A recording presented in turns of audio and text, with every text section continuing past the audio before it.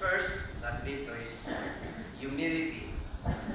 Jesus Christ was very humble from the premortal life of the council in heaven. He recognized and allowed the will of God to prevail in the plan of salvation for mankind. He said, Father, thy will be done, and the glory be thine forever.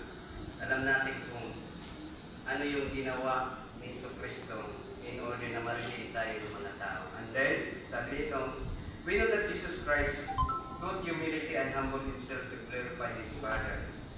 Sabi nga dito sa Doctrine and Conversation 19 verse 23, let us live in humility because it brings peace.